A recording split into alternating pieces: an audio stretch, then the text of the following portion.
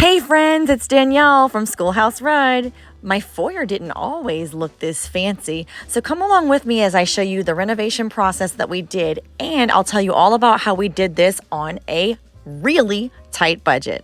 Stick around and find out how. This is what it looked like before.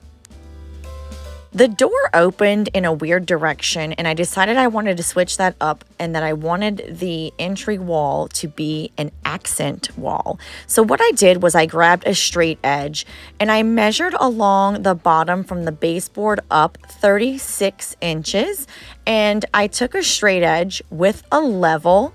In this case, it was a foam board from Dollar Tree, and just connected the dots so I had one straight line. And don't worry, throughout this video, it does look like it's not straight, but it's just the angle of what I had the phone resting on to record.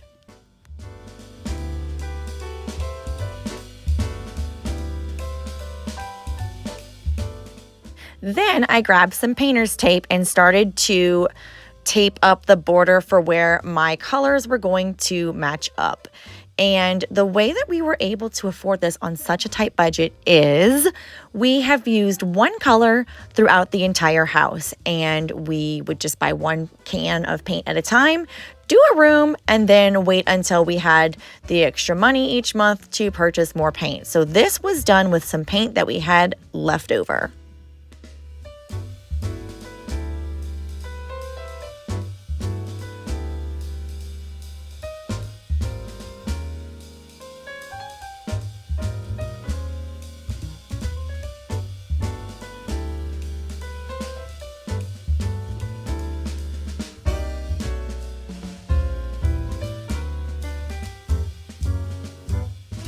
As you can tell from my various wardrobe changes, this process took a couple of months to complete. It was not a quick thing.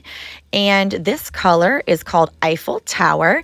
It is actually an exterior paint, which we just ended up loving the color. It's kind of like more of a grayish in person, but it's giving off more brown vibes on camera.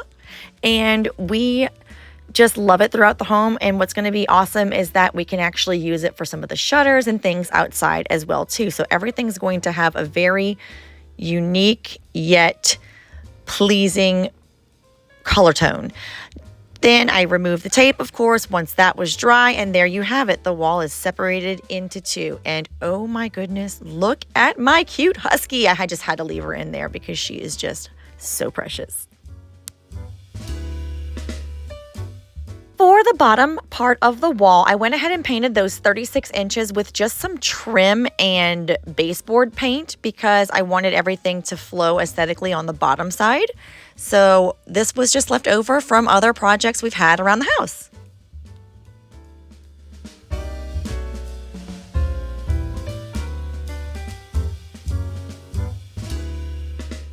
This was the stopping point for a little bit. I had to wait for some pieces to come in, and I'll show you that in just a second. Thank you to my parents for the new front door for Christmas. We ordered these designer ceiling tiles from Amazon. It came with 12 in a package, so I could get the entire accent wall done as well as continue it on another section of the house. So we used some liquid nails to adhere these to the wall. And then this is the chair rail we purchased from Home Depot. This section did the front foyer area and some of the hall. We added a few personal touches to the space and made it functional for us. And here's the grand reveal. What a difference this makeover made. Look at the difference. We took this foyer that was drab and made it fab, y'all.